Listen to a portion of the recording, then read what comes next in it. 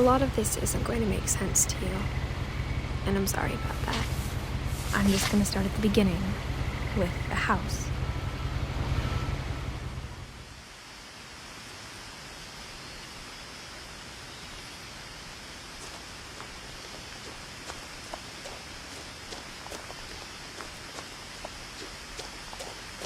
I lived here until I was 11, but I wasn't allowed inside half the rooms.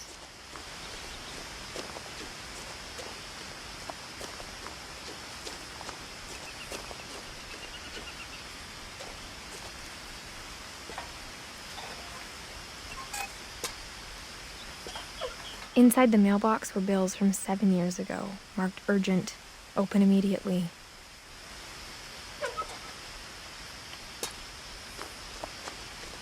I hadn't been back since my brother Lewis's funeral.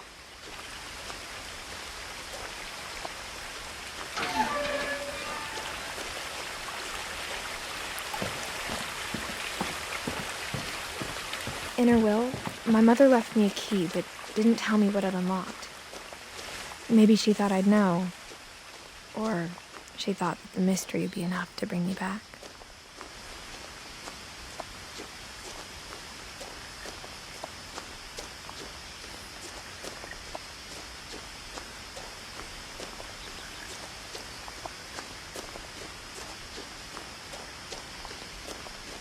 No one had driven this way in a long time, but I saw a few hoof prints.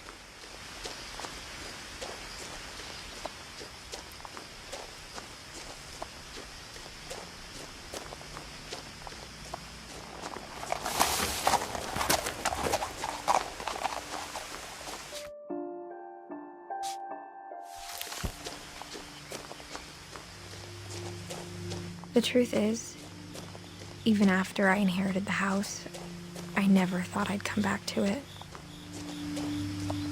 But now I had questions about my family that only the house knew the answers to.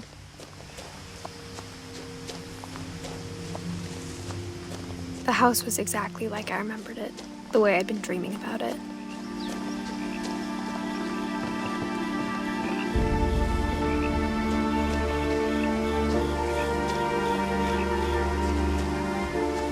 As a child, the house made me uncomfortable in a way I couldn't put into words.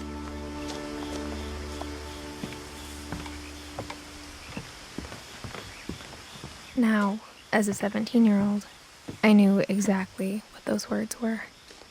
I was afraid of the house.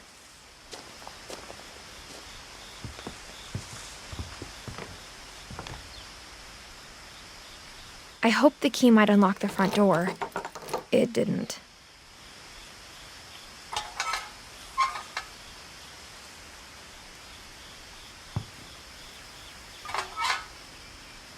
Looking in, I felt like the house itself had been waiting for me.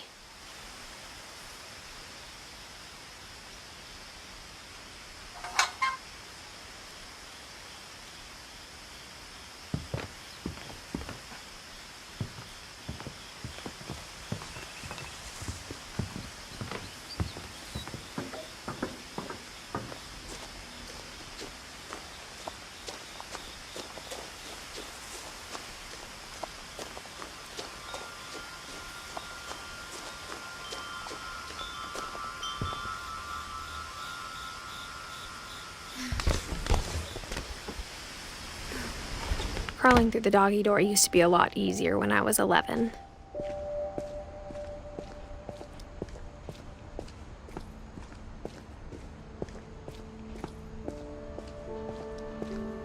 For the first time in years,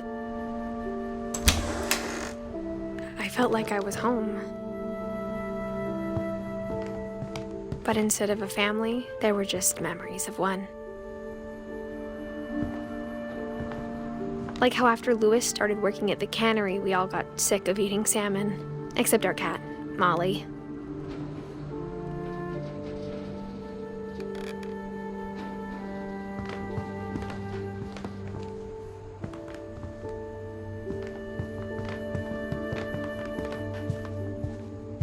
The table was still a wreck from the night we left. It was like a bomb had gone off, killing everyone but sparing the furniture.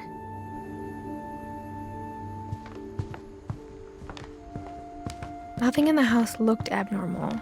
There was just too much of it, like a smile with too many teeth.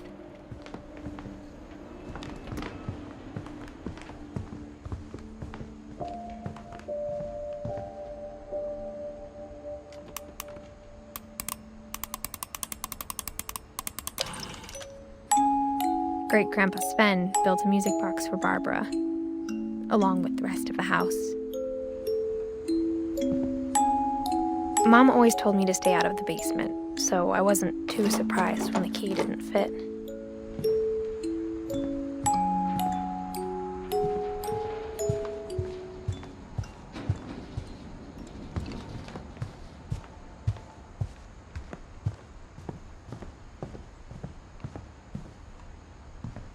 My mom wasn't much of an optimist, but she never stopped believing that my brother Milton was alive.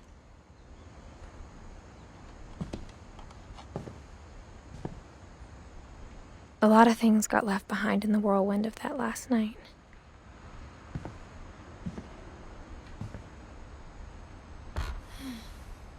Edie told me once that every Finch who ever lived is buried somewhere in the library.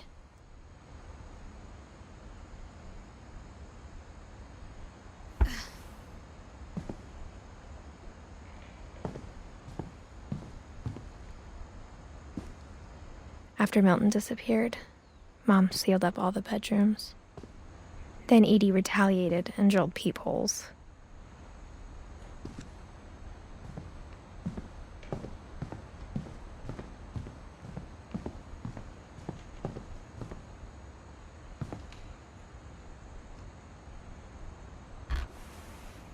My Grandpa Sam spent 7 years sharing a room with his dead brother, Calvin.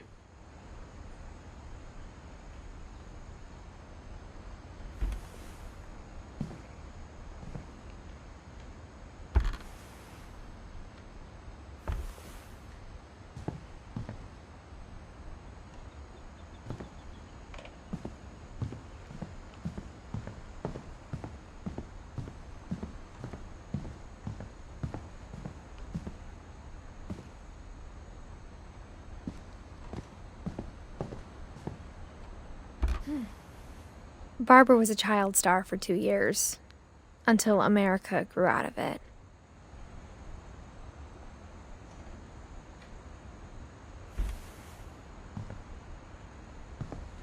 Edie's father, Odin, built the original house.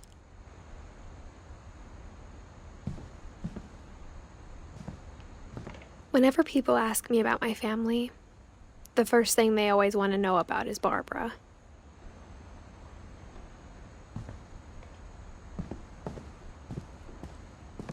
Mom must have locked the third-floor stairs on the night we left.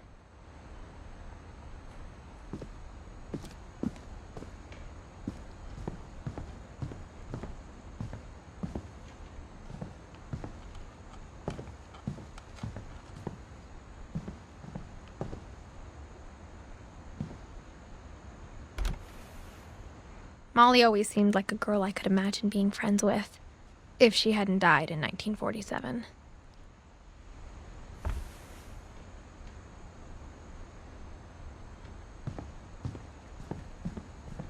I spent a lot of time playing in Great Uncle Walter's room. I think my mom sometimes regretted not sealing it up. Lewis told me there were secret passages, but I never believed him.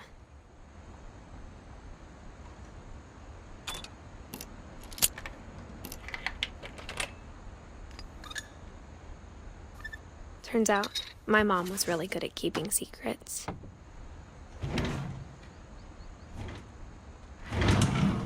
Now it was time to find out what my mom had been afraid of.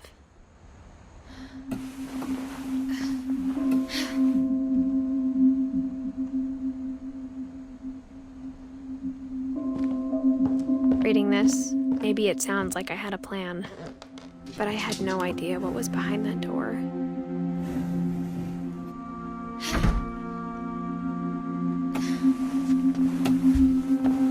Just like I had no idea where all this was gonna lead.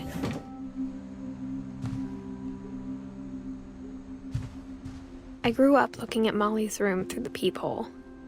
Being inside for the first time, I felt like I'd stepped behind a painting.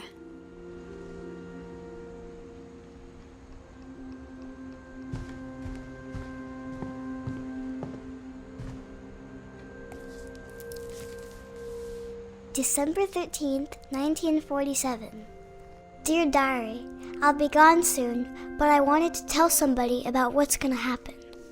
It started when Mom sent me to bed without dinner. I woke up and I was starving, so I looked around for something to eat.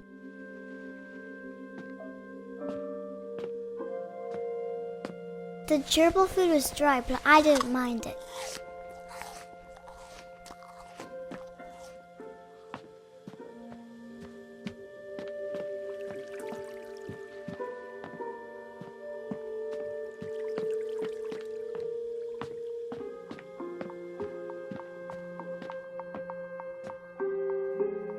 My Halloween candy was all gone.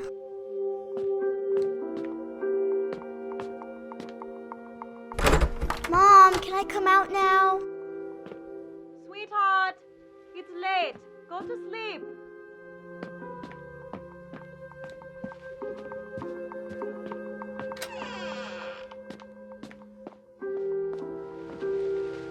I ate a lot of things that night.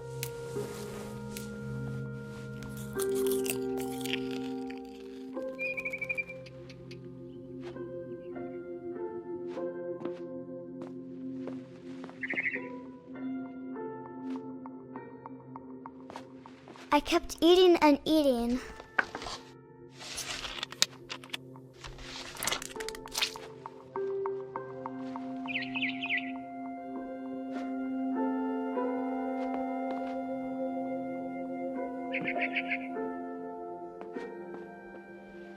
Then I heard chirping outside my window. It was a barn swallow going back to her nest. I reached out for her.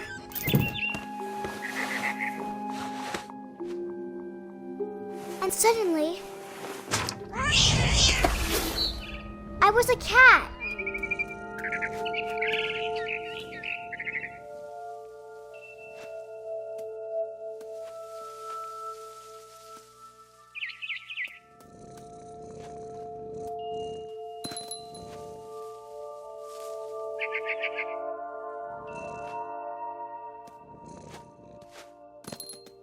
I tried to be quiet, but the bird was really scared.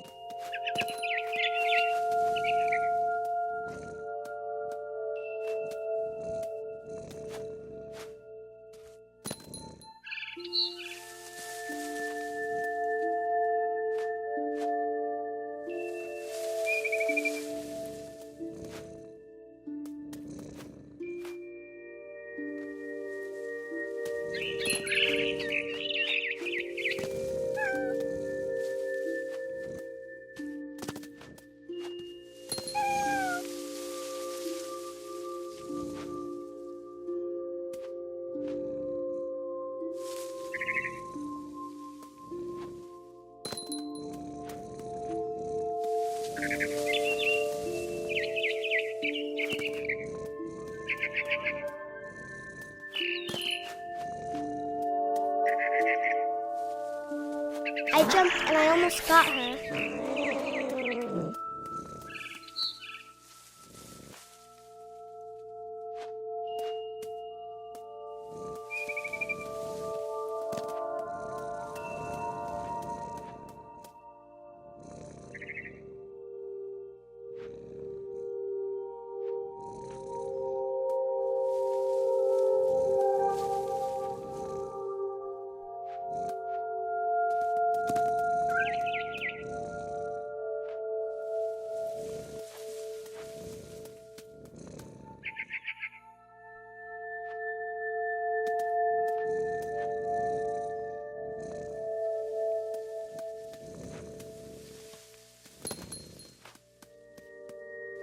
I could tell she was getting really tired. Now I was up in the big tree. I promised Dad I wouldn't climb it anymore. All I cared about was eating that mama bird.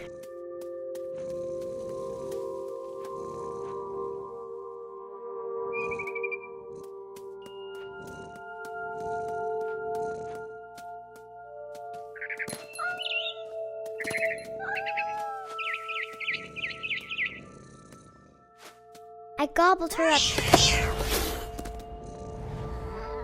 And suddenly, I was an owl. First, all I heard was the wind. Then I heard little teeth nibbling in the grass.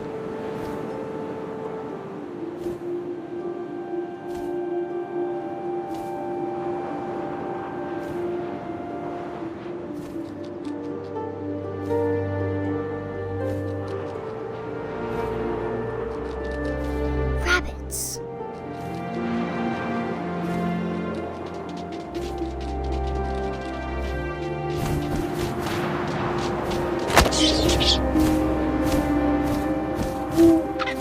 I imagined his face looking up and seeing mine through my talons.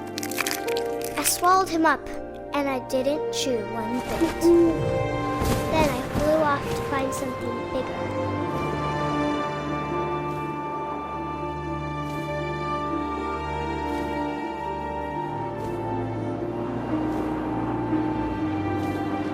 A mama rabbit.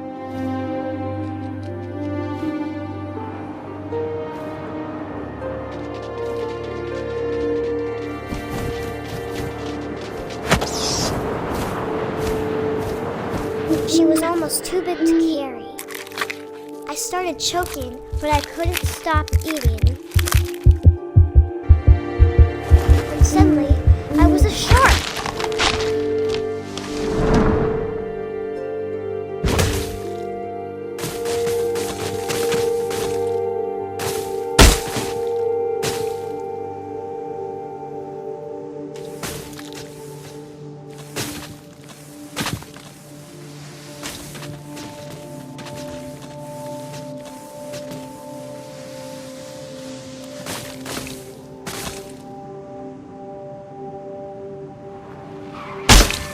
I rolled off a cliff and into the ocean.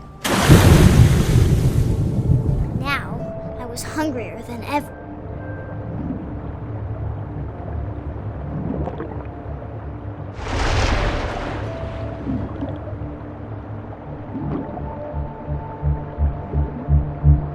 I wanted fat, juicy seals. I tore off her flipper, and it tasted really good.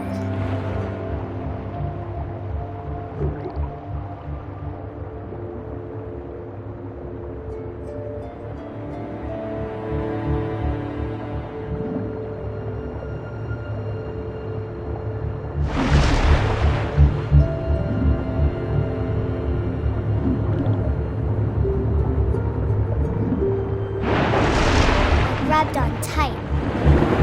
But I was so hungry, I jumped out of the water. When I opened my eyes, everything had changed.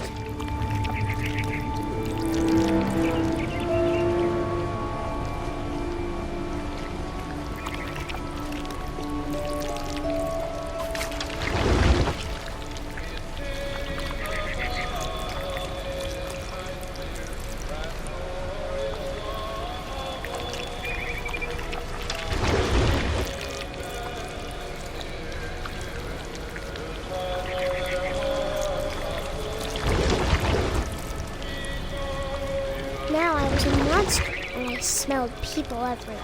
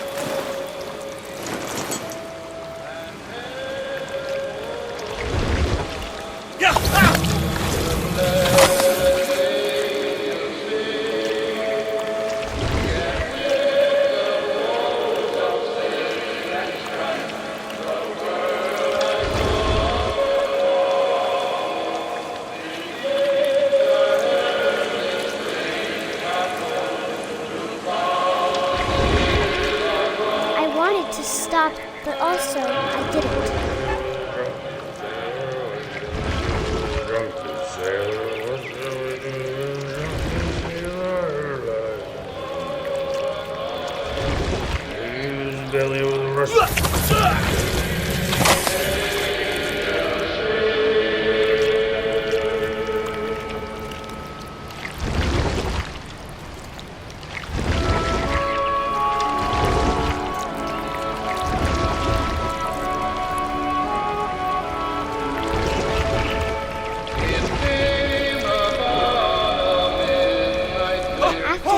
Passenger, I was still hungry, and to cross the water I smelled something new, something I had to have, so I swam towards it.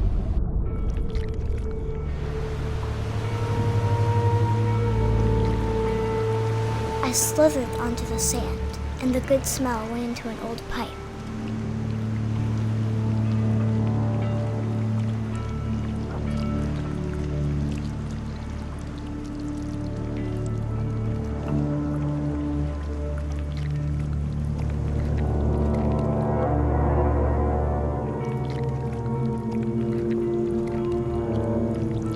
I got closer and closer.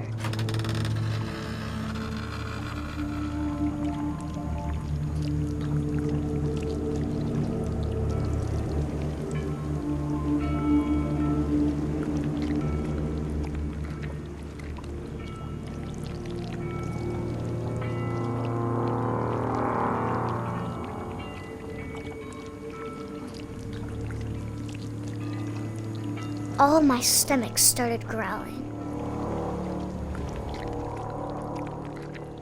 And suddenly, I was me again. I held my breath for a long time, but I couldn't hear anything. I think it's waiting for me to fall asleep. But it's not going to wait much longer. It needs to feed, and we both know I will be delicious.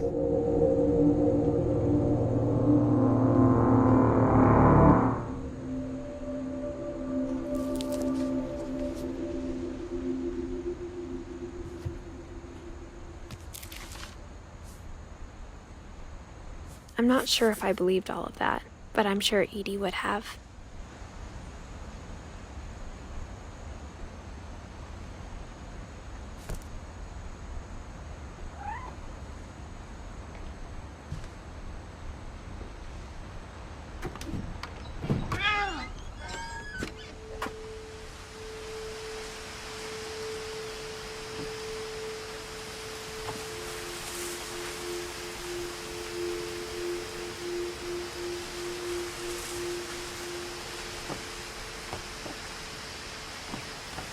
This will be obvious later, but my mom never told me any of these stories. Edie would have, but Mom didn't like bringing up the past. Though, when we adopted a stray kitten, she was the one who named it Molly.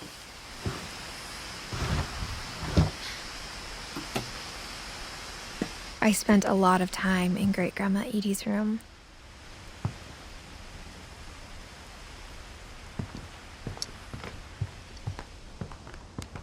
Her room was like a museum. For 500 years, the Finches have been famous throughout Norway for their fortune and misfortune.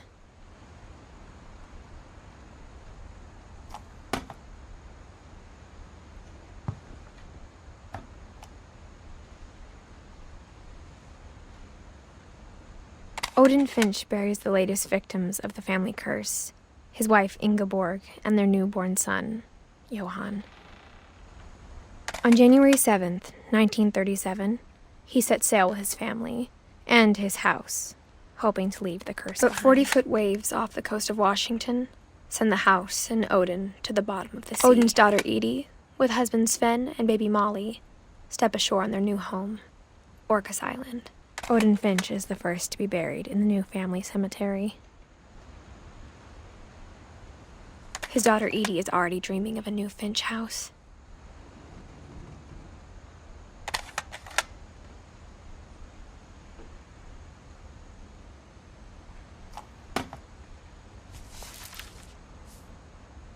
Whatever's wrong with this family, it goes back a long ways.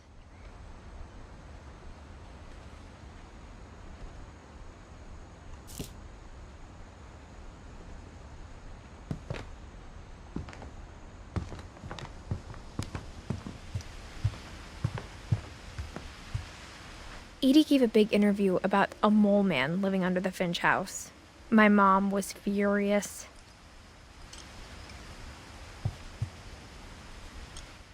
I hadn't thought of myself as Edith Jr. for a long, long time.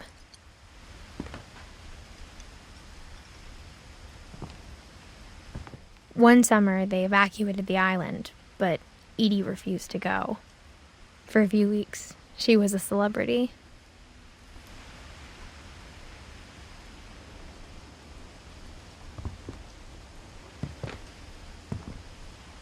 When Edie told people Sven was killed by a dragon, she could also have said he was building a dragon-shaped slide that collapsed. She could have, but she didn't.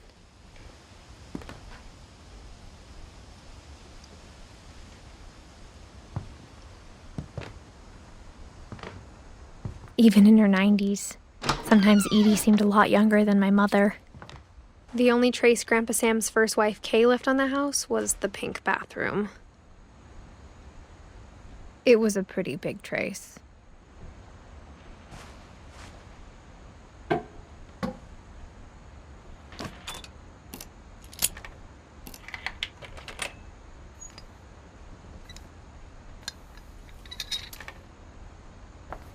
There's a secret in this bathroom.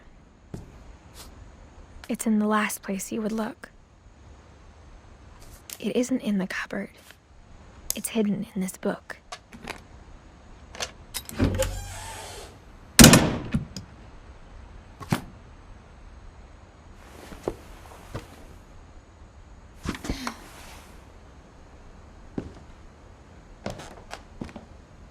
Sven gave Sam an old camera he'd refurbished. He never put it down.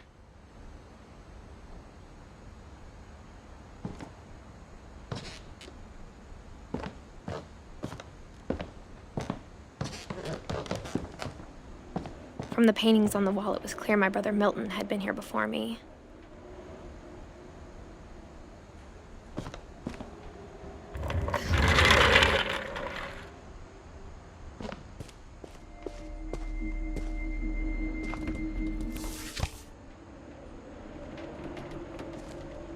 I knew Grandpa Sam had a twin.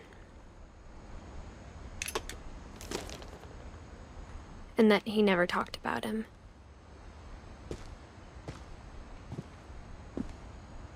I guess my grandpa didn't like history any more than my mom did.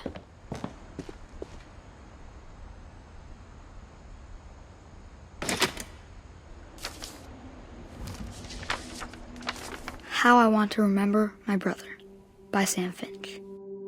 The thing I remember is that when he made up his mind, that was it.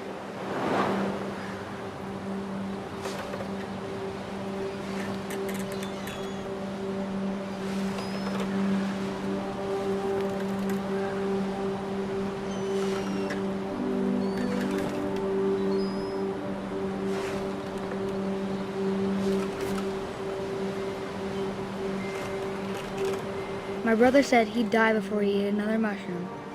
And he did.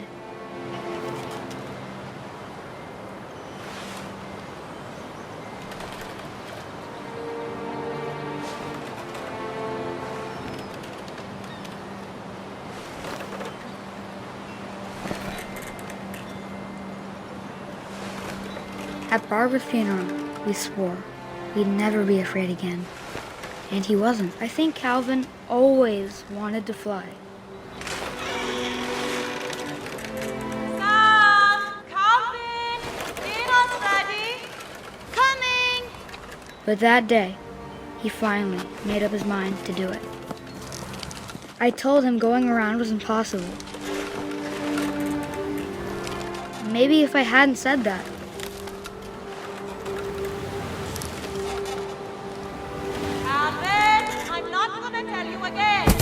maybe if the wind hadn't picked up, then maybe he'd still be here. But I doubt it. I think he'd already made up his mind. That's what I want to remember about my brother.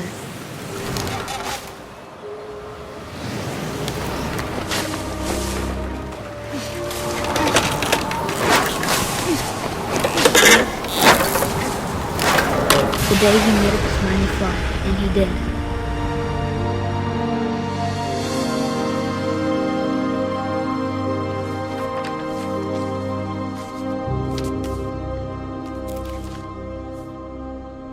Calvin's story felt strangely familiar. When I was younger, I remember trying to do the exact same thing.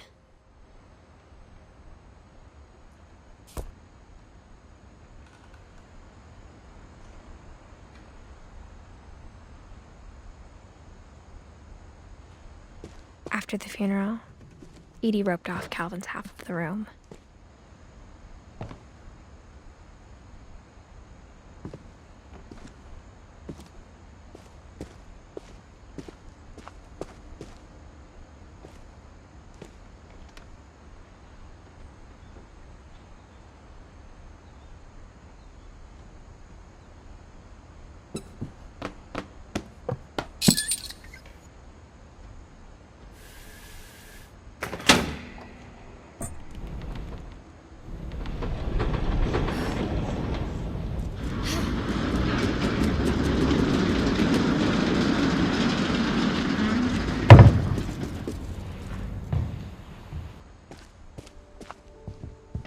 The passages were a pretty tight fit. They'd obviously been built for smaller hands and bellies.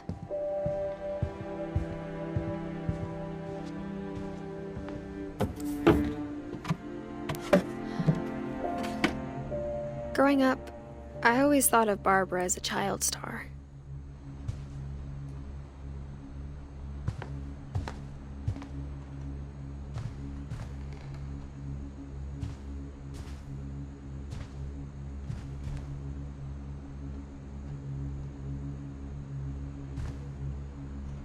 I never thought about how hard it must have been for her afterwards.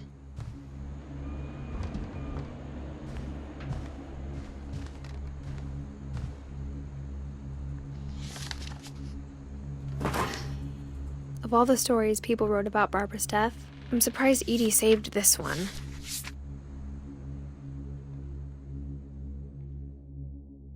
Old Jack here with another ghastly tale inspired by America's most unfortunate family. I'm calling it The Surprise Ending of Barbara Finch. As a child star, Barbara was famous for her scream. Now at 16, she was all washed up. A has-been. But in a lucky break, she'd been asked to perform her signature scream at a local convention for monster movie fans. It was just the boost her career needed. Unfortunately, her scream hadn't aged well. Getting the right motivation. Her biggest fan was about to demonstrate when... Now that was a great scream. It was Barbara's father, Sven. He'd slipped into a table saw and had to be rushed to the emergency room. So Barbara got stuck babysitting her youngest brother, Walter. Her convention comeback was cancelled. Okay, I'm hearing frustration, but I'm not hearing terror. What if I tried... A gang of hoodlums in Halloween masks have been terrorizing Orcas Island tonight. Police are urging residents to... That came from the basement. You're right! Also, I loved your delivery on that. Why is your basement door locked? Because my dad likes making puzzles and secret passages. There's a key hidden in the music box. The secret is to keep winding and winding until finally the key pops out. Thanks, babe. I'll be back in a sec. 20 minutes later, Rick hadn't returned. So Barbara went to look for him, right on cue. for the music box.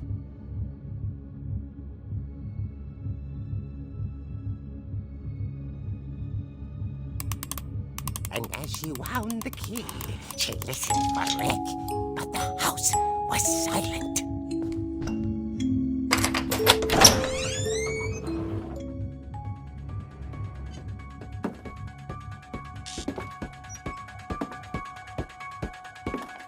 She found Rick's crutch and imagined the worst.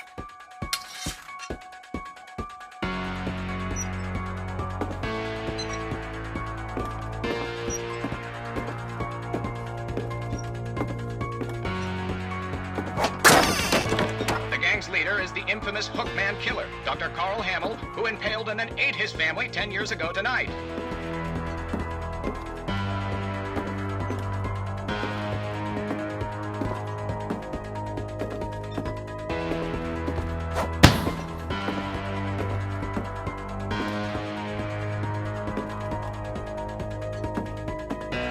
The old fridge rattled and grew still.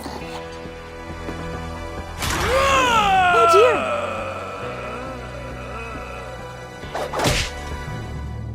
Oh! Rick? Barb, relax. I was just trying to scare you to help you find your scream. Well, I'm not scared, Rick. I'm furious. Then act furious. All I'm getting from you now is that you're hurt and confused and you... She threw him out, but she kept a little something to remember him by. Barb, have you seen my other crutch? And she was still holding it when she fell asleep watching the late picture show.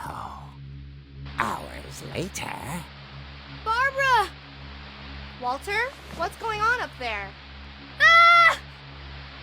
Okay, I'm coming up, but if this is a trick, you're dead, Walter.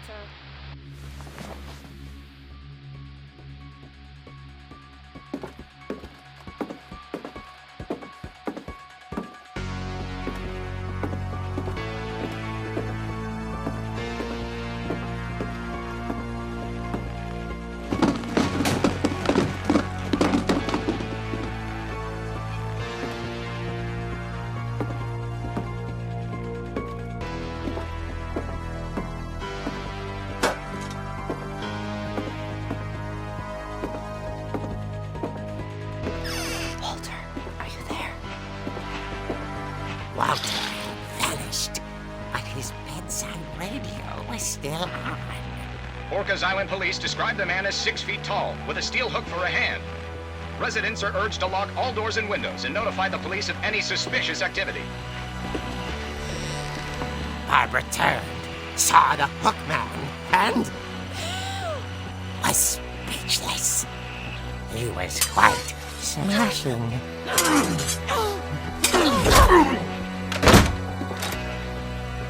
And he was. He couldn't get enough of Barbara. Okay, Barbara, there's gotta be another way out of here.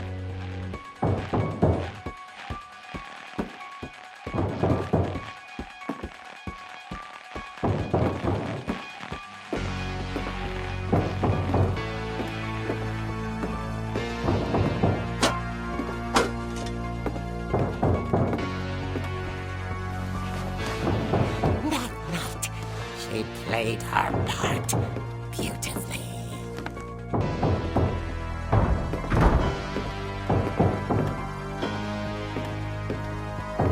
She thought about abandoning Walter, but just couldn't do it. Molly's door hadn't been opened in years. The hinges groaned.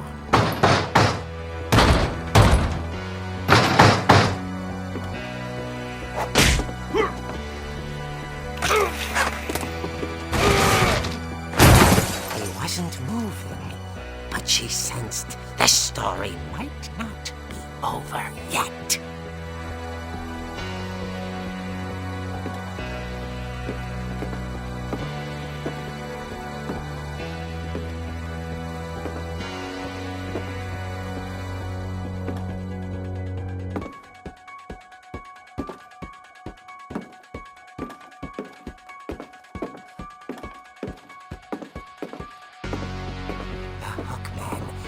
vanished. She listened for his breathing, but all she heard was...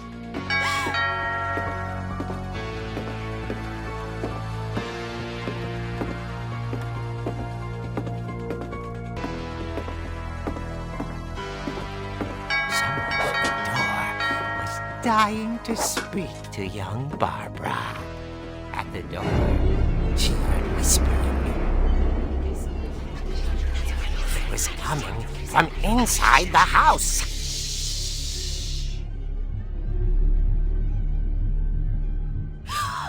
Oh dear. The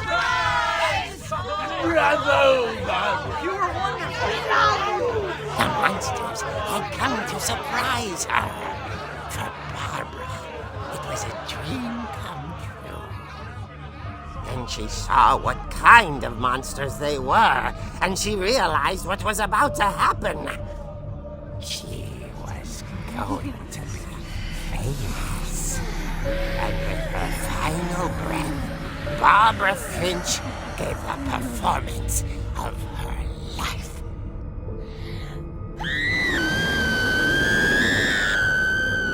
I wasn't there myself, but I hear Barbara was magnificent. Poor girl. She had a taste for stardom. But unfortunately, so did her fans. Of course, the police blamed it all on poor Rick, who disappeared the same night. And little Walter? Hiding under his bed the whole time. He took it all pretty hard, but that's another story. As for Barbara, tucked inside the music box is all they ever found of her. Her ear. Now that's what I call a real eerie tale.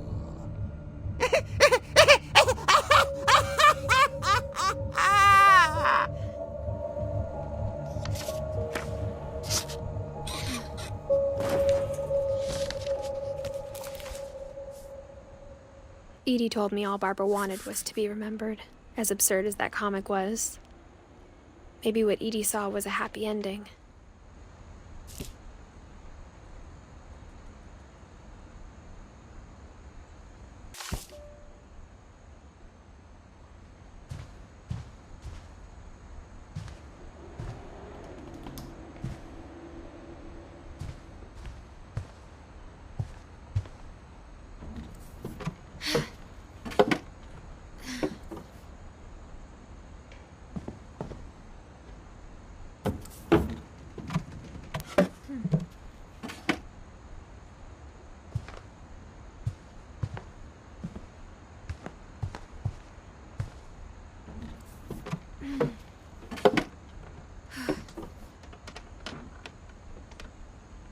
I guess now I know why Mom didn't like me playing with the music box.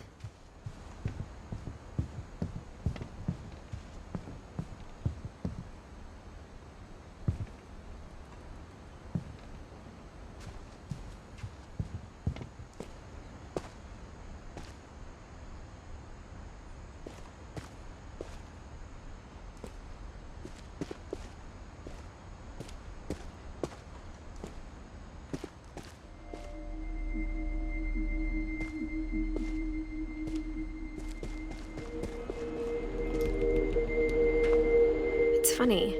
All those times I played with the music box and never found the basement key.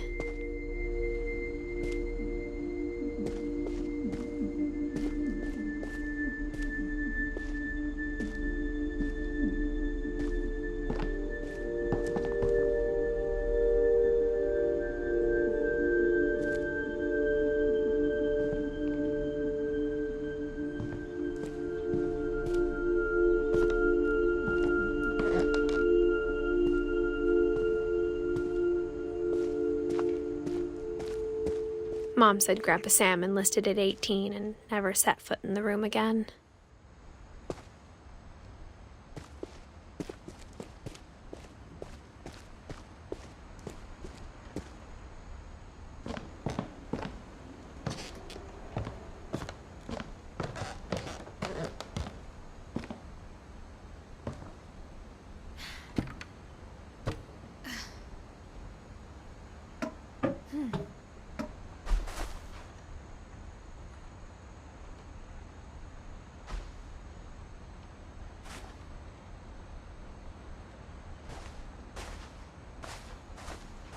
I wonder if that comic was right about there being a key inside the music box near the basement.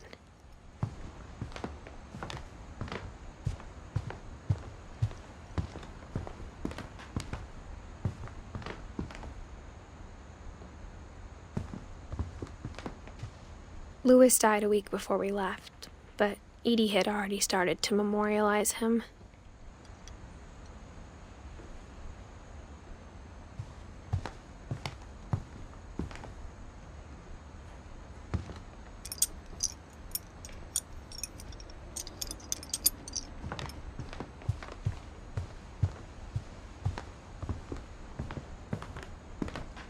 Maybe I should go check out that music box down by the basement.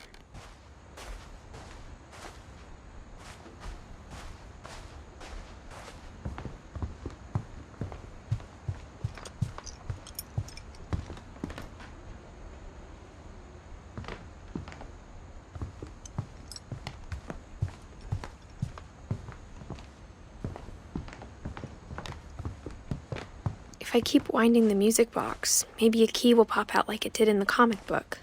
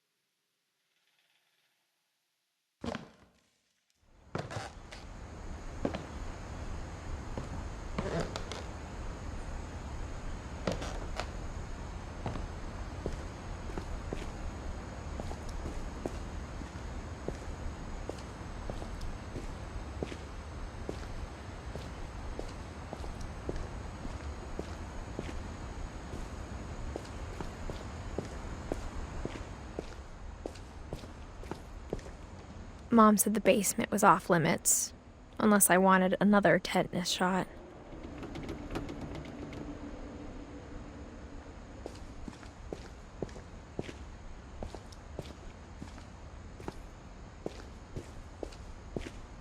I saw Edie sneak down to the basement once, carrying packages.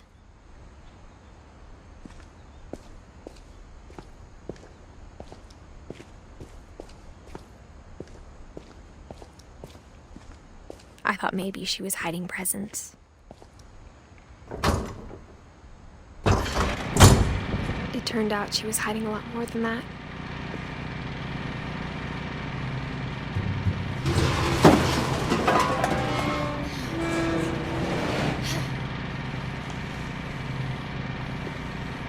I remember asking Mom once about where Walter had gone.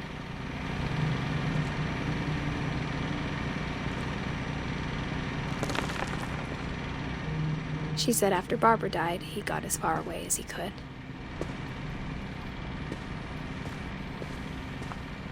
If there's a pattern in all these stories,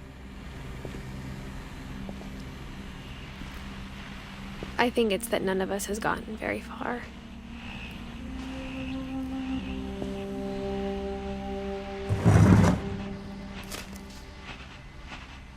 Goodbye, everyone. I can't believe I've been down here for 30 years. On that first day, after the shaking started, I didn't think I'd survive a week.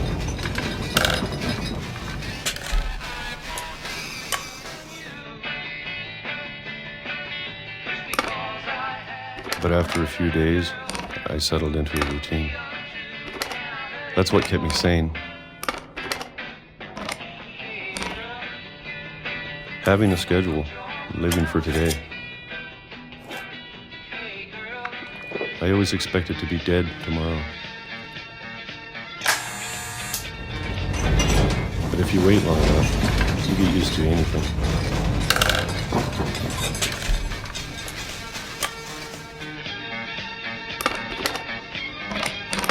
Even a monster on the other side of the door starts to feel normal.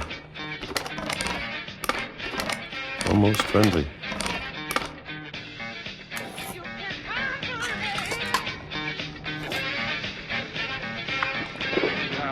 And then one day, everything just stopped. Whatever that thing was, it was gone. Maybe it got tired of waiting. Or maybe I just got tired of being afraid.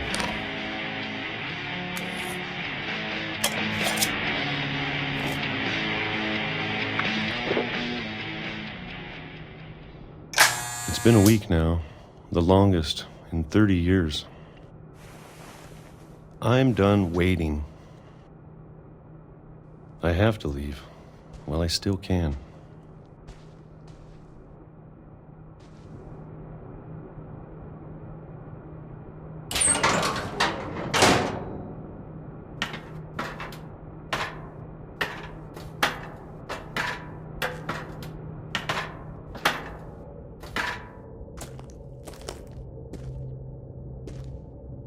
I know it's out there, somewhere.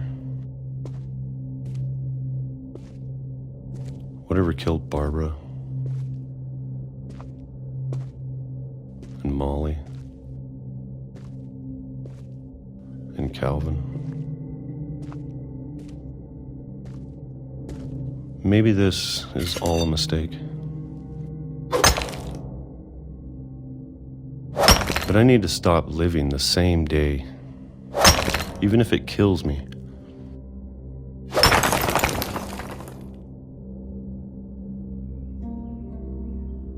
Whatever's out there, I want you to know I'm ready for it. I'm going to appreciate all of it, especially the food. I don't mind if I only have a year left. Or a month. Or a single week. I'd be happy with one new day. I can already imagine the sun on my face.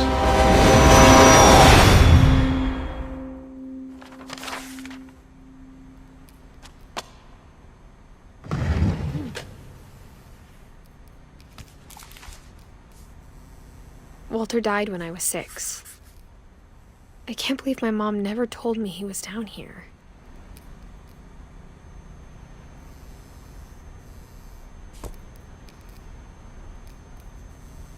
I'm sure my mom was trying to protect me.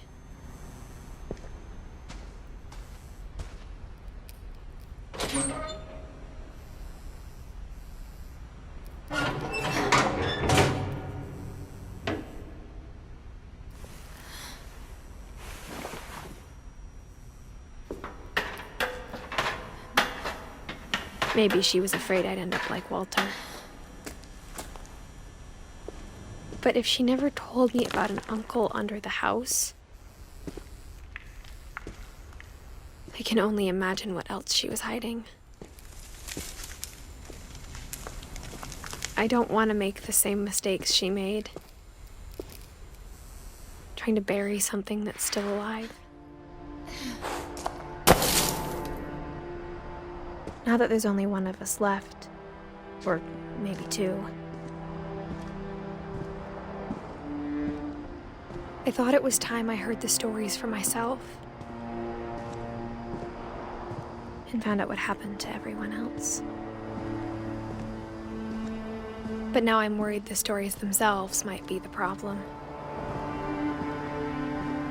Maybe we believed so much in a family curse, we made it real.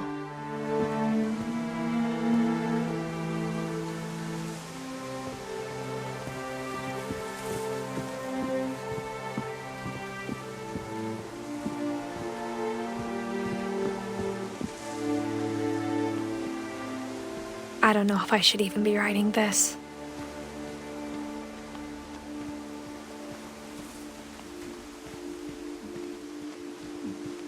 Maybe it'd be better if all this just died with me.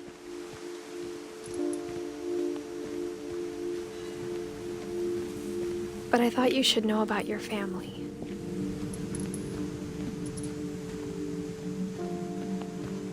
And the history you're a part of.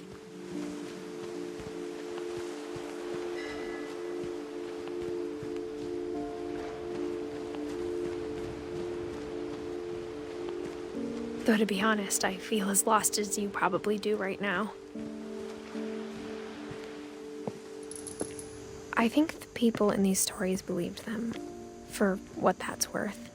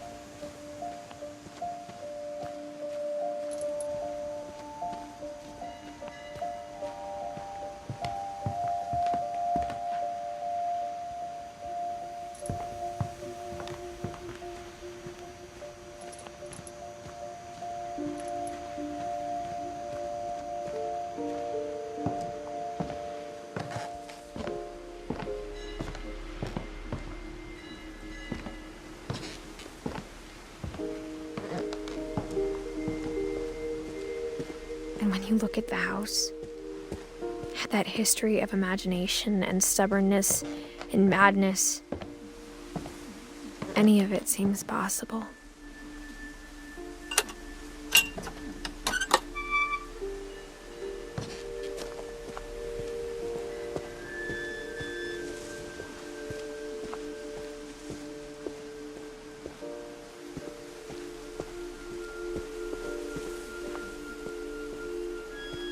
I think we've been surrounded by death for so long, we've just gotten used to it. What kind of family finishes building a cemetery before starting the house?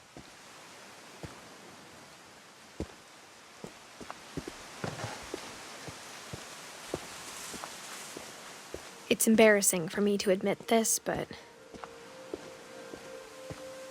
the pet cemetery made me more uncomfortable than the human one.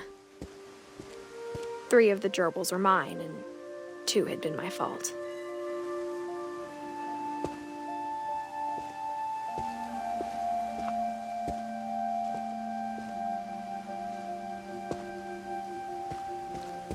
Sven built the house, but it was Edie who designed the cemetery.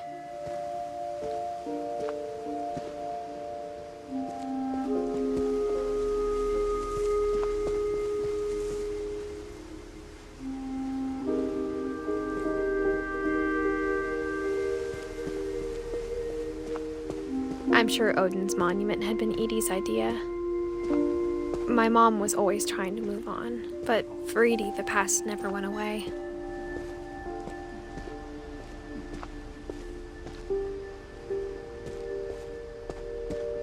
She could see it poking out of the water at low tide.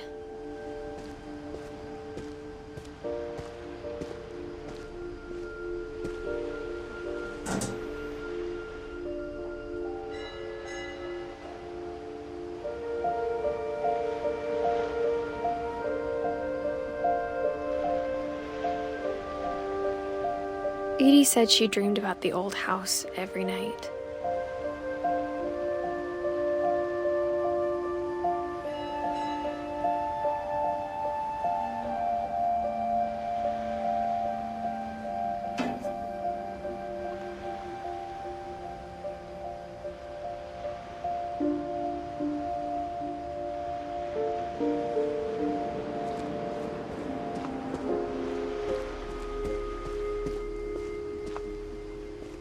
Edie's side was always easier for me to understand. But the older I get, the more I can see where my mom was coming from. Her dad had been pretty strict, but it wasn't enough to save her brothers. She was just trying to do better.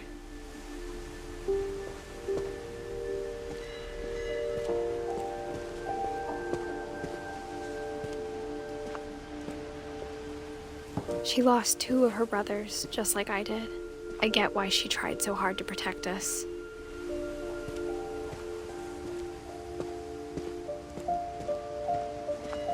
There's so many things I wish I could ask my mom now. Part of me thinks this is what she wanted all along.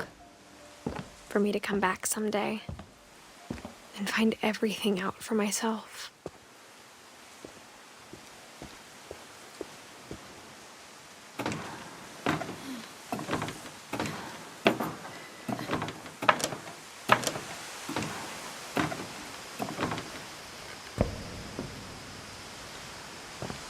But looking back on it now,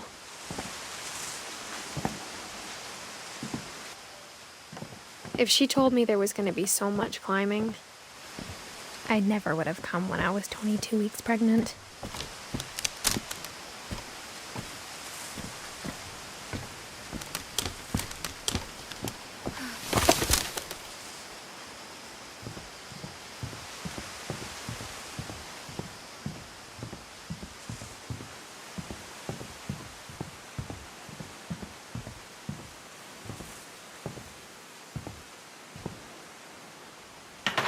I never met Grandpa Sam, but I think he and my mom had a lot in common.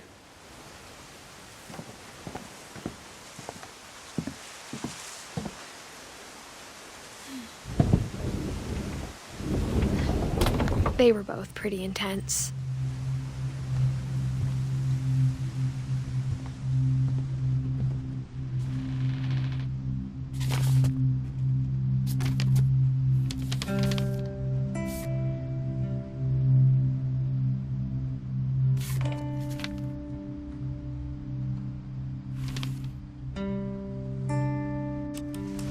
Dawn, I promise, you'll never forget this weekend. Yes, sir. These memories are gonna last a lifetime. Am I gonna have to shoot anything? It's a hunting trip, Dawn. Shooting is strongly encouraged.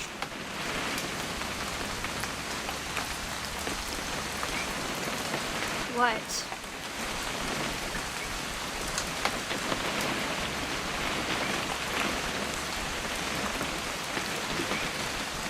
It's too early, Dad.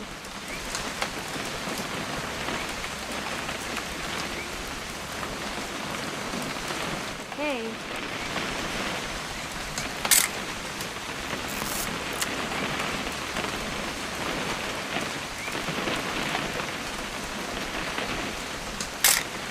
Perfect.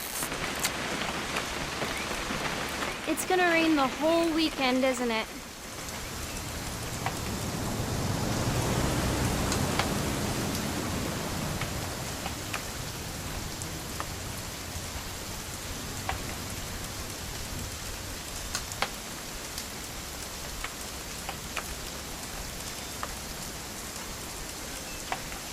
I will never forget this weekend, Dad.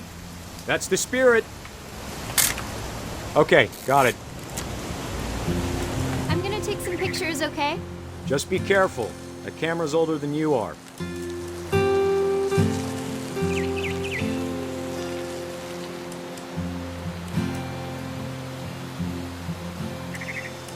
You're right, Dad. It's starting to clear up. Still freezing, though.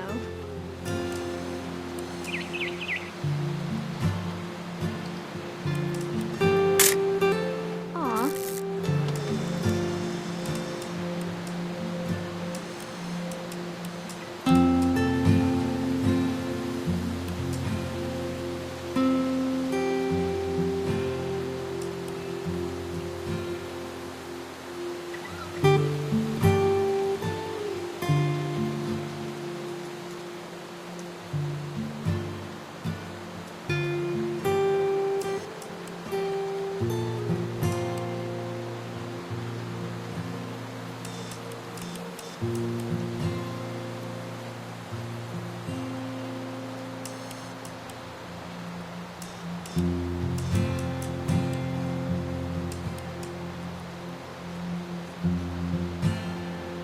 Definitely should not have drunk all that coffee. Hold still while I take a picture of you. I definitely won't. Hey! That's a keeper. Nothing quite like being outside. I'm just saying, I'm not always gonna be here, Don. You'll need to remember this stuff, if you want to survive. I'll be fine, Dad. You know who else thought he was gonna be fine? Some guy who died. Don, I'm being serious. I know, Dad. You're always serious. Doesn't being out here make you want to chill out? Well, to tell you the truth, I haven't been out here in 20 years. Dad! Good eyes, Don.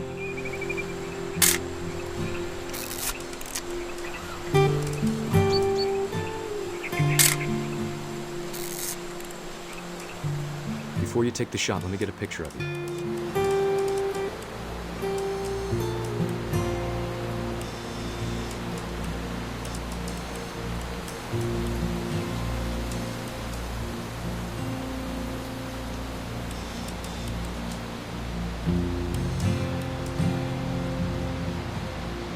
Dad, I... Just breathe. Turn off your imagination. Focus on your target. Let me get behind you. Do I have to do this? Don, you don't have to do anything. But if you want to survive, you'll need to be strong.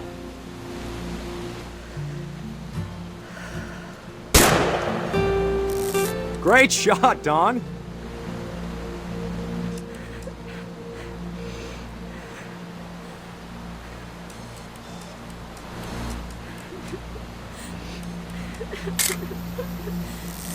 I'm proud of you, Dawn.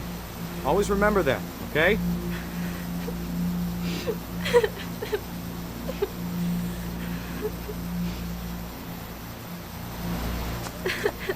Sorry, Dawn. Just gotta reset the timer.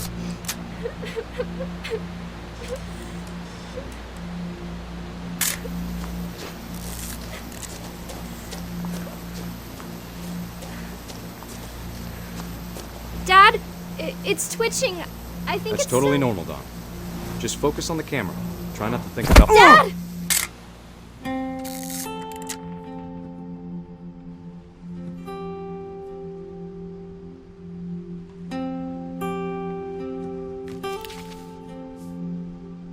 Of all these stories, that's the one I wish most that my mom had told me.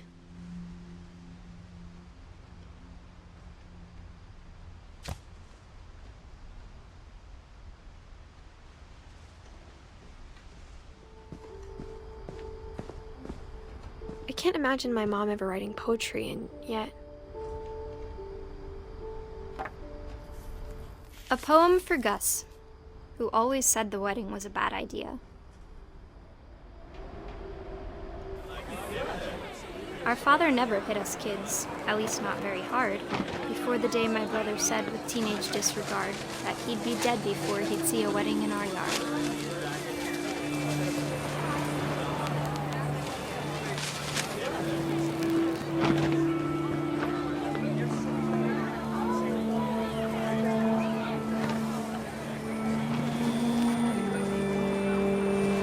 father made him come, of course, but Gus stood far apart, just flew his kite and bottled up the storm inside his heart.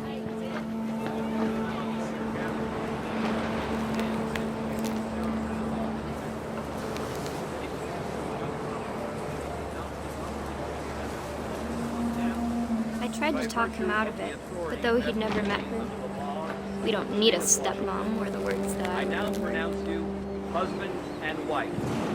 You may kiss the bride.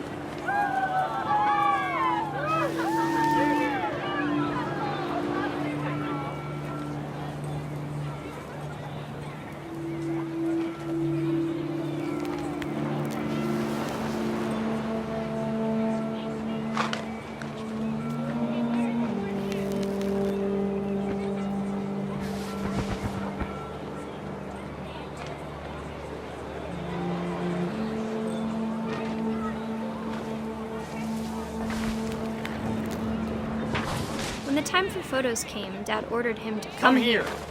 But Gus declined, and as a sign held up his middle finger.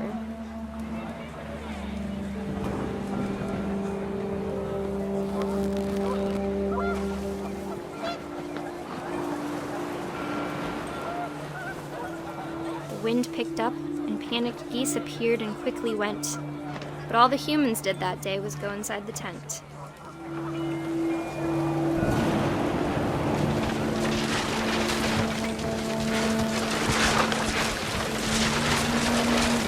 The rain came down in buckets then, but no one seemed afraid that nature might destroy the tent our dad had crudely made.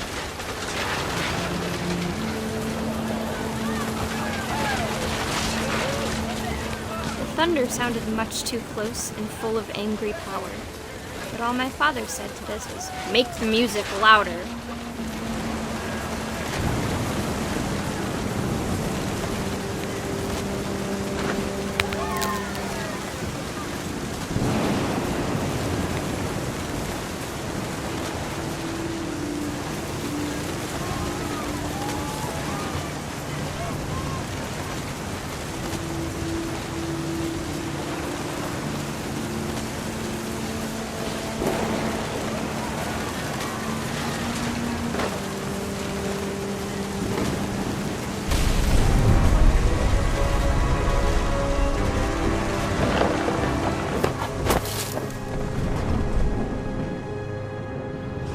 I wish that I could truly say I thought about you on that day. Out there on the beach alone, just you, the wind, the sea, and foam. But I didn't, until we found you.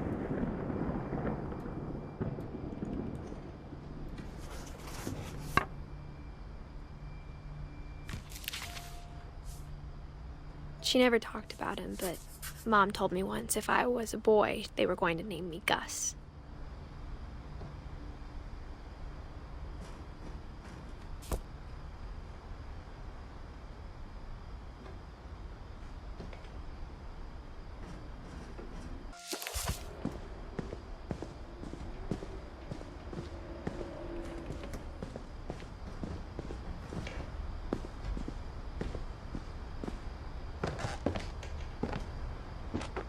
My mom moved up to the loft after her brothers died.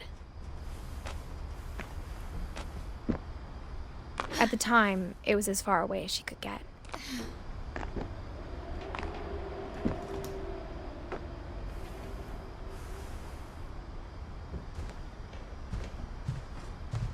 She spent a summer building houses in Calcutta, where she met my dad, Sanjay.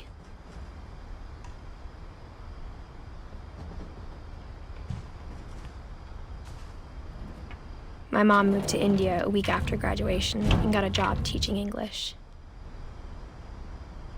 Louis was born a year later.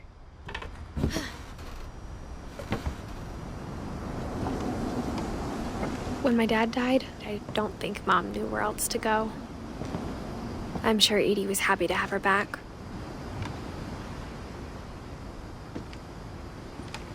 And to see kids in the house again.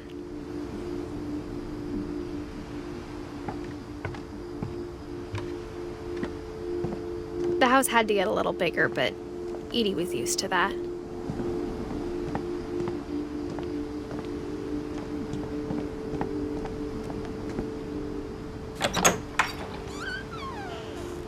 And for a while, things were good.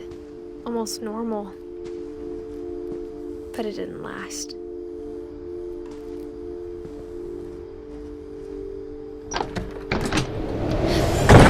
The beginning of the end was Milton's 10th birthday, when Edie gave him a castle.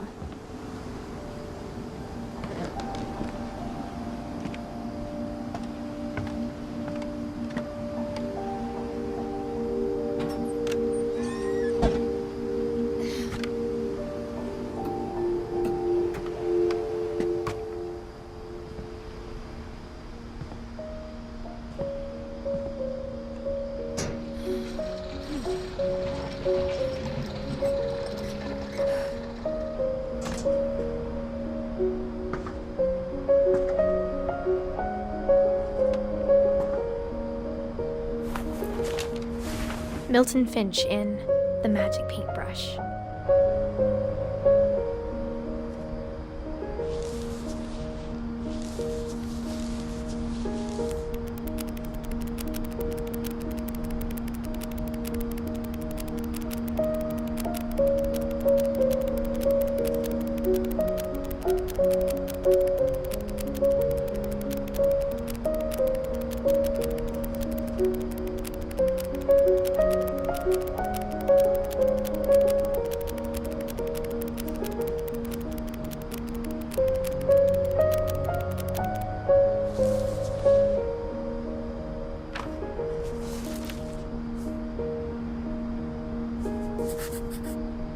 I was 4 when Milton disappeared.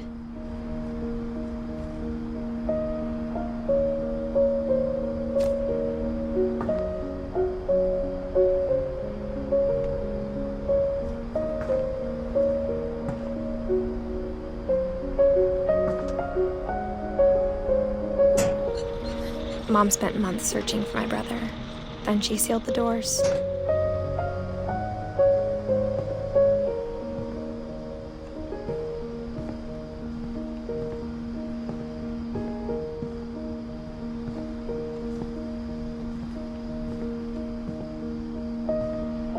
Whatever Milton had found in the house, Mom didn't want it getting out.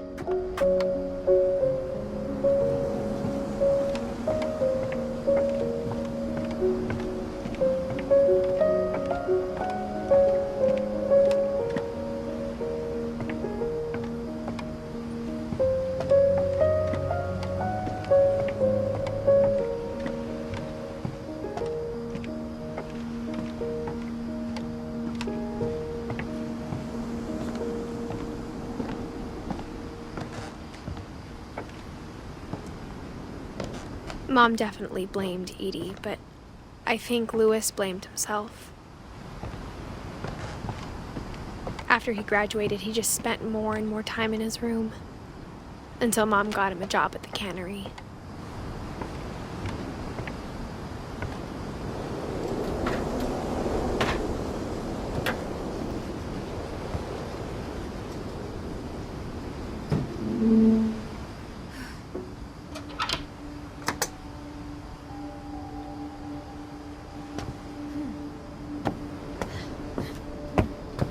Louis's room smelled very, very Louis and I spent a lot of time playing games together, but he was surprisingly bad at them. He died a lot.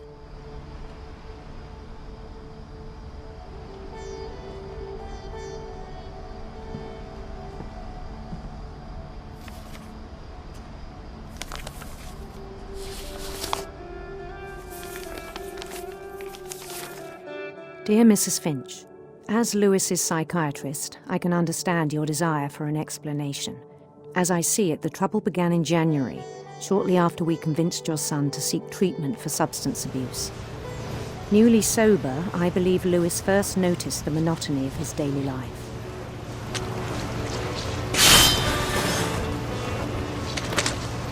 He kept working at the cannery, but he withdrew part of himself. In our sessions, I saw the same behavior. His mind began to wander.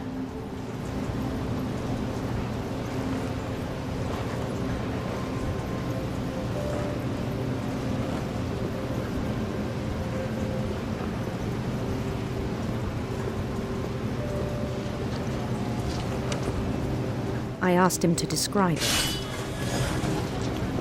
He said he started small, imagining a labyrinth. He'd feel his way about. Then something moved. Bats. And toads.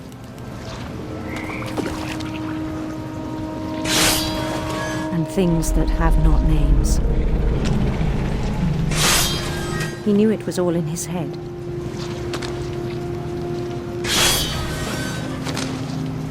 But he took it very seriously. I had hoped he'd find himself.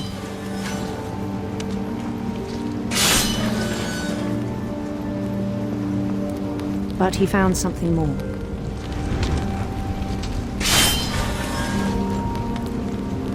I worried about him then. Daydreaming at the cannery. I spoke with his boss. But he said Lewis had become a model employee. Methodical, tireless, focused.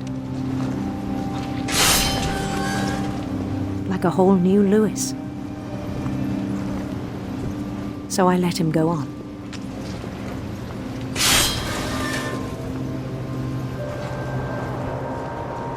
I even encouraged him. It seemed very promising at first. He told me he'd made a new friend.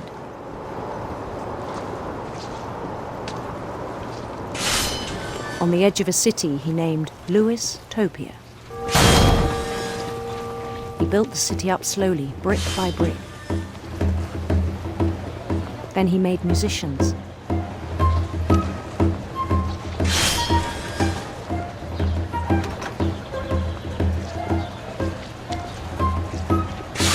And songs for them to play. He talked about starting a band.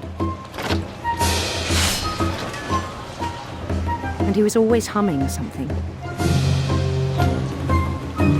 Every day his imagination grew stronger. He no longer spoke at the cannery. But his chopping was as reliable as ever. Then one day it struck him that all the cheering crowds, even the stones under his feet, were all in his imagination, so he could do whatever he wished.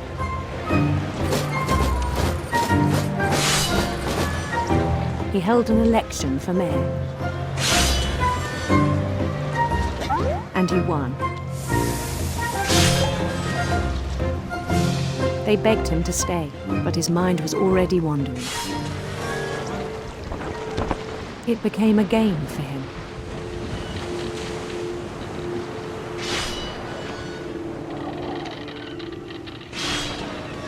He'd conquer a city, then immediately push on. New Louisville.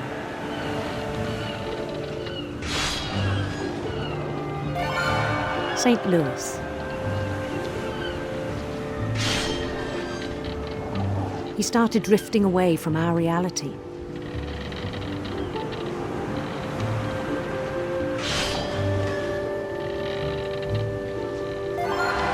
Minneapolis, until one day he forgot to go home from the cannery. Even sailing on.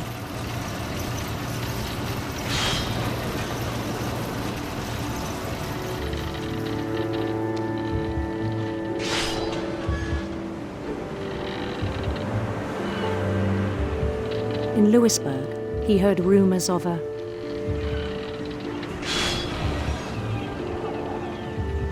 handsome queen.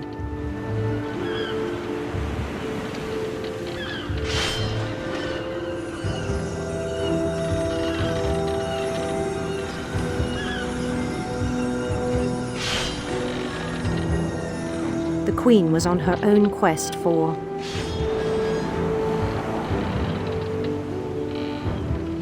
sinister serpents.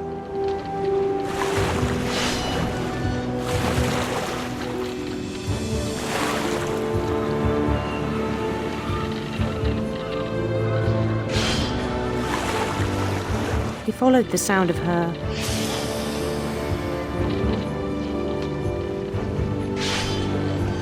silver harp.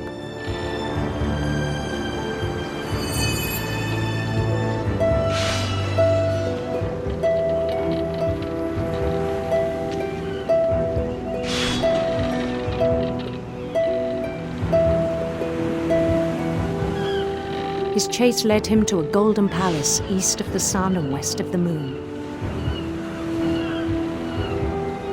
Even then, his logic remained sound.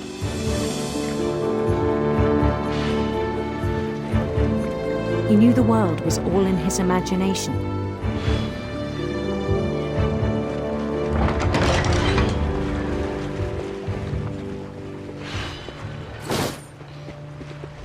But he was so proud of having created it. In his own eyes, he'd become something greater than a king.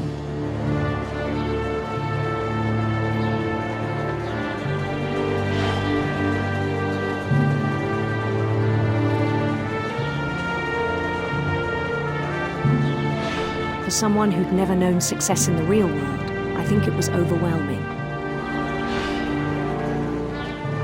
And then it struck him that the real Lewis was not the one chopping salmon, but the one climbing the steps of a golden palace.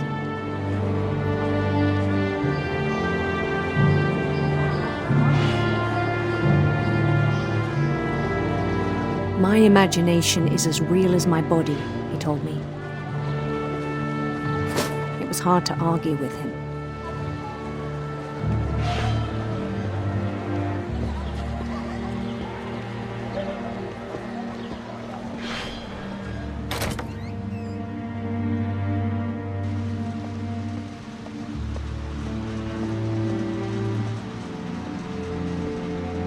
Began to forget the world we know.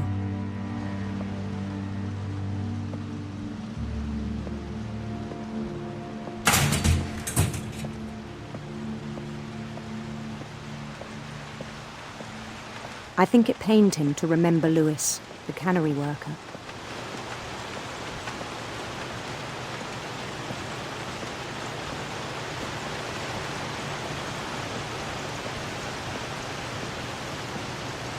He began to despise the man with a royal contempt.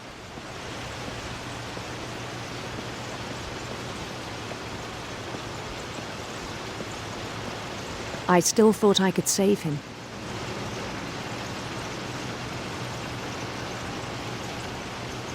Even after he said he was being crowned king over all the lands of wonder.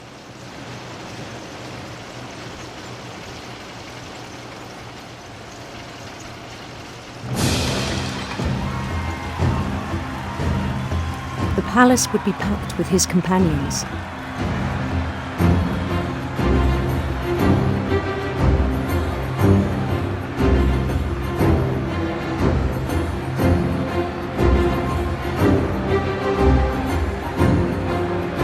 Including the wise Calico who'd insisted on advising him.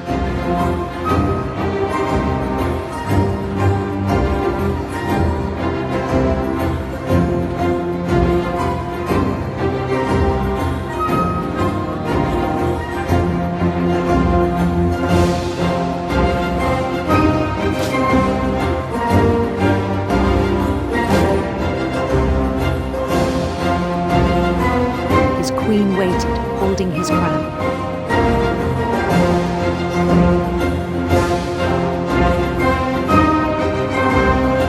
There was only one thing left to do.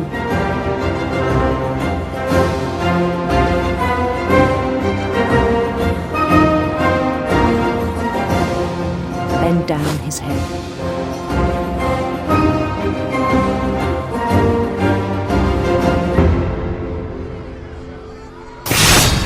The rest I think you know. Mrs. Finch, your son was a kind man who will be missed by all of us who knew him.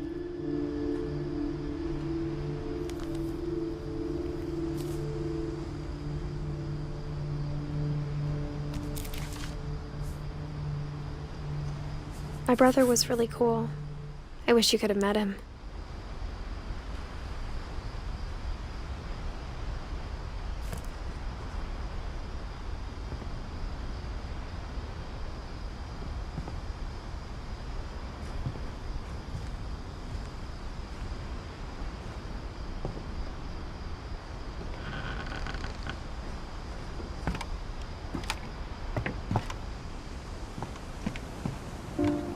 On the way back from Lewis's funeral, my mom told me to start packing. She waited until the day before we left to tell Edie.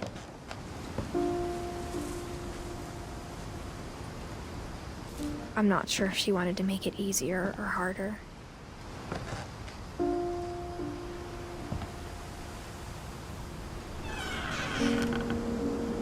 I wish we'd stayed.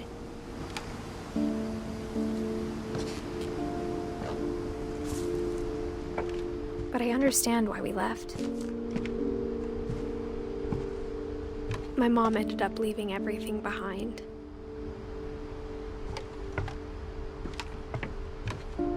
What happened that night had been coming for a long time. Maybe it should have come sooner.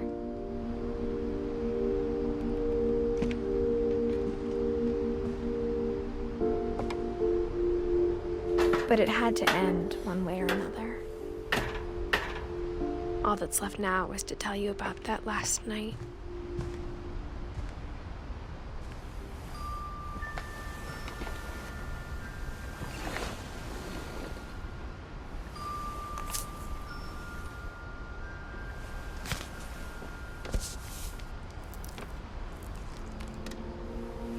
That whole last day, Edie just watched us pack and didn't say a word. Until supper, when she raised her glass and said, "To our final night together, and all our final nights apart." Grandma, you know what I said about alcohol. Some of your medications are very Edith, specific. I left a present for you in the hallway. Why don't you go open it? The grown-ups have to argue now. I'm sorry, you're right. We're all leaving tomorrow. Let's just enjoy our last... I'm not leaving. Edith, you're excused.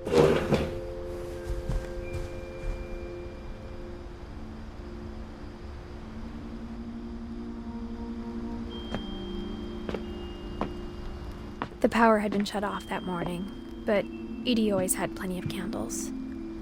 When my mom sealed the library, I don't think she knew about the other entrance. Or that Edie had a key to it.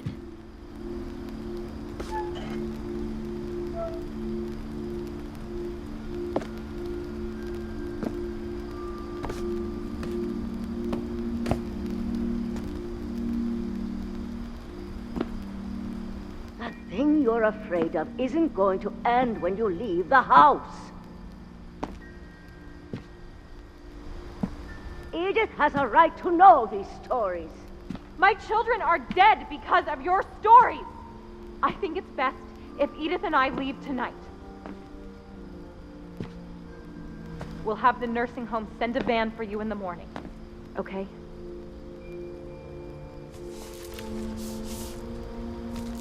Dear Edith, there's so many stories I wish I could tell you, but there's only time for one. This is about what happened on the night you were born. That night, the tide went way, way out. It was the first and last time I ever saw the old house aground. There'd been an earthquake out in the middle of the ocean. They called it the lowest tide in 1,000 years. God, it smelled awful. You know, I've seen that house every day of my life.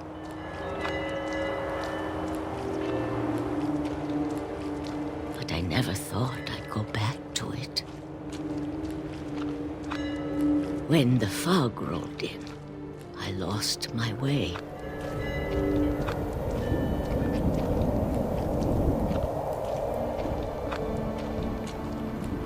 I got turned around.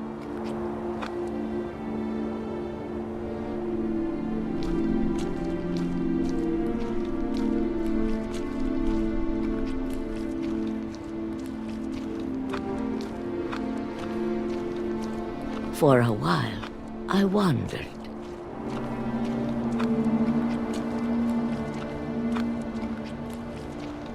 I started seeing things.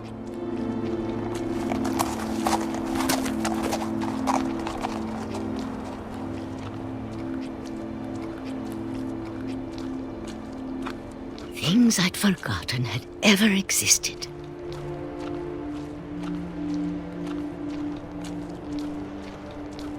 But when I saw them, they felt like old friends. That night, a lot of things came back to me. Or maybe I came back to them.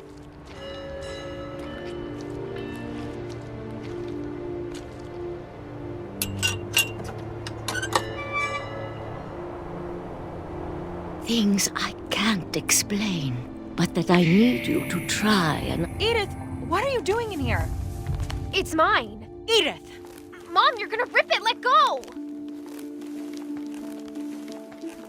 I kicked and screamed, but Mom dragged me to the car.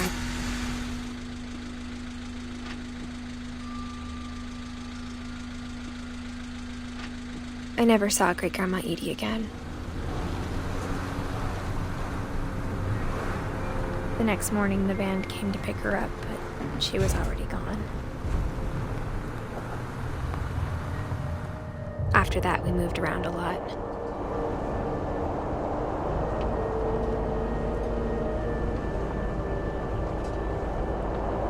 We both tried to make the best of it.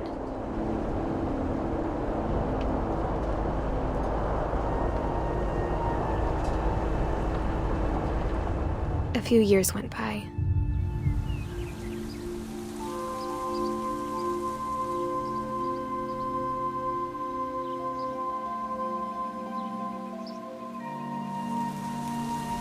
My mom didn't like to talk about it, but she started getting sick a lot. The rest happened pretty quickly. She got better for a while, and then she didn't.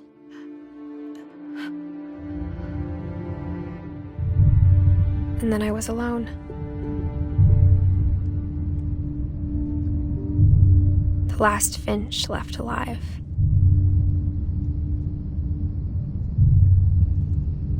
Until I found out about you. I'm still not sure what to tell you about all this. If we lived forever, maybe we'd have time to understand things. But as it is, I think the best we can do is try to open our eyes. And appreciate how strange and brief all of this is.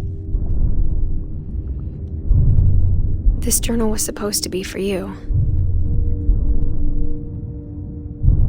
But now I hope you'll never see it. I just want to meet you and tell you all these stories myself. Things didn't work out that way.